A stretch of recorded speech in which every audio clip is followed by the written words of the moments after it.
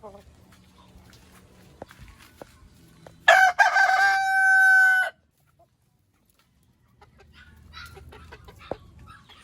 what's up guys? Welcome back again sa ating YouTube channel. Ayan, happy Sunday.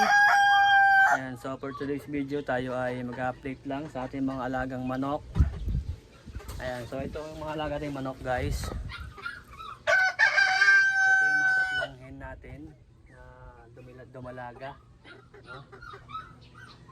So ito yung galing sa ninong ko, itong dalawa.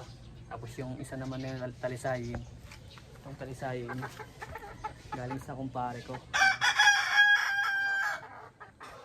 Tapos itong isa, itong bagong sisiw natin na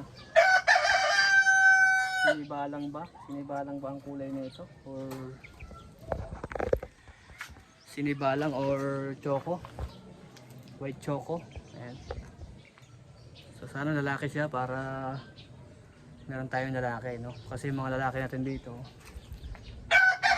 mga white leghorn lang, no? Ayan. So yung white leghorn na yan, may purpose yan kung bakit nandito sa atin yun. Mag-breed tayo ng white leghorn na mga inahin para makapag-produce tayo ng layer chicken, no?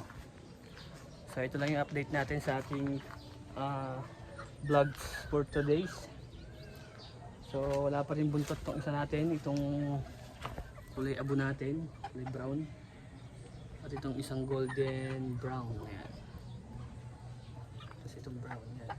So magkapatid yung dalawa na yan. So ito kapatid din nila to, pero ibang batch siya. Kasi yan mas nauna yan kaysa dito. Sisiw na to.